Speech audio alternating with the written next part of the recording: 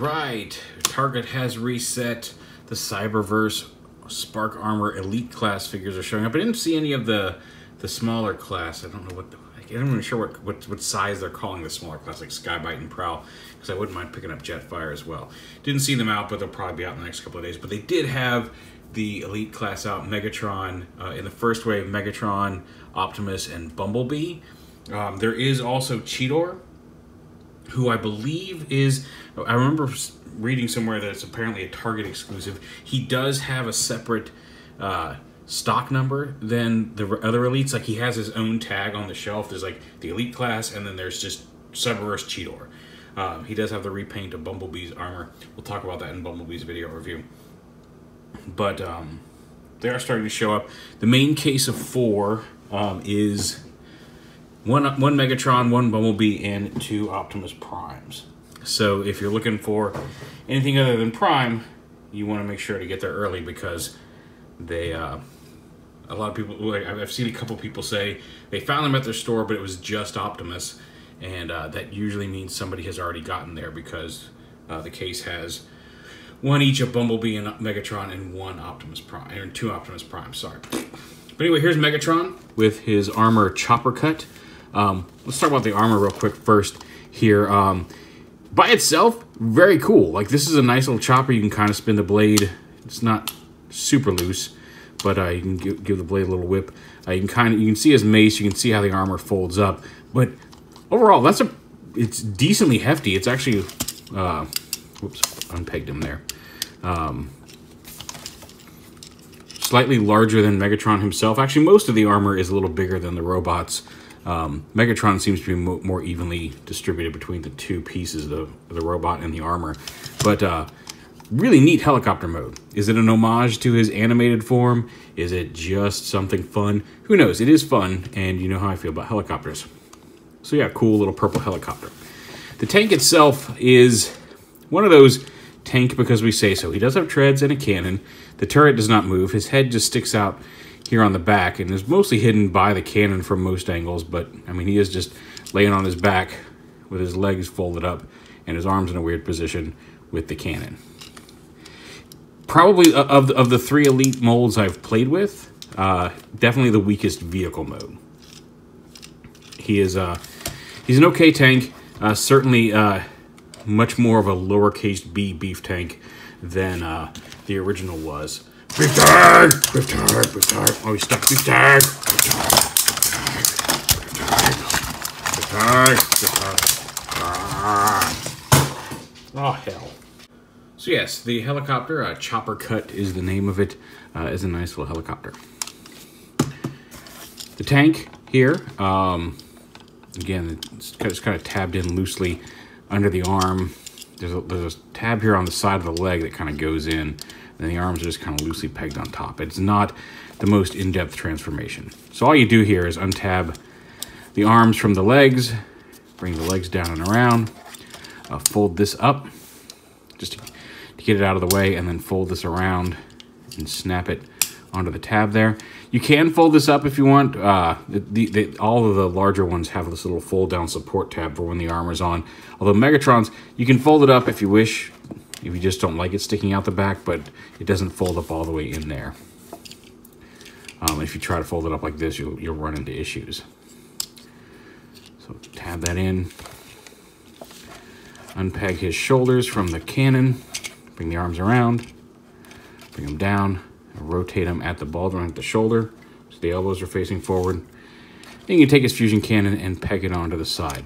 Now I realize that the pegs need to be a little longer because of how he turns into a tank, but I always hate it when they put a peg on both sides of the fusion cannon and then they make them too long so it doesn't at least plug all the way in and flush against his arm. And also I'm a little disappointed. There's really no reason in this case they couldn't have put a little peg down here to have it peg on like this. So then he's still got those stupid pegs sticking out the side, but at least looks a little better attached to his arm, but whatever. But all in all, aside from the pegs on this fusion cannon, a pretty decently striking Megatron in robot mode. Granted, he doesn't have his little back pipe, but his head turns side to side. That's an important detail for later. He's got the ball joint at the shoulder. He does have the kind of torso collapse, although not much. Balls right at the elbow. Nothing at the wrist. Front, back, side to side hips. No thigh swivel. Does have a knee, at least. And no ankle tilt. So they're still basic robots. They're not as in-depth or as posable or as refined as individual robots as some of the Siege stuff or the collectors-oriented lines. However, you can take Chopper Cut here. And this is really cool. One, you just plug it into the back here. It's different than the smaller ones. All the elites, the armor plugs into the back. But one, just like that, just by itself like that, I think Megatron looks pretty cool, just with the chopper attached to his back. The others don't look quite... Bumblebee especially doesn't look quite as elegant. Optimus would look cool if the jet weren't quite so huge on his back. But even just attached to his back, the helicopter looks cool. Now, there is a bit of a trick to getting him to flip out, unlike the other ones. First off, go ahead and take this off, because it can get in the way. So yeah, when you do this, one, take the helicopter blade, push it straight up like this. This will let the arms come out without hitting this. Secondly, take these little wing missile mounts and fold them around like this. You want to get those out of the way. Once that's done, hold him securely. You may want to hold him down here by the legs. You get your fingers in here. So grab them securely. Open up these two panels on the top of the helicopter, and then fold this whole cockpit assembly over his head. Make sure it comes all the way down. And then plug it, it folds all the way around, and there's a little tab here that'll snap into his chest. That allows the arms to fling down unhindered. And I don't know if you noticed, my hands may have been in the way, but if you can't hold it from back here, because one of the last steps of this coming down gives the propeller a little automatic spin. So if you're holding it back here, you'll run into some trouble because the propeller blades will be hitting your fingers. So you kind of have to hold them over here. But if you get those out of the way, everything should open up freely. And there he is in his combined mode. He's got armor. And it still kind of looks cool as armor. He's got an interesting head there, extra arms. They all got some extra arms. Now there are ways to leave this gun attached to his forearm in this mode, on his shoulder. There are also pegs on the outer arms if you want to plug it in to his outer arm as well to make his armor have a fusion cannon. Personally, the way I do it is I plug it in as like a handgun to his robot mode hand, but that's entirely up to you.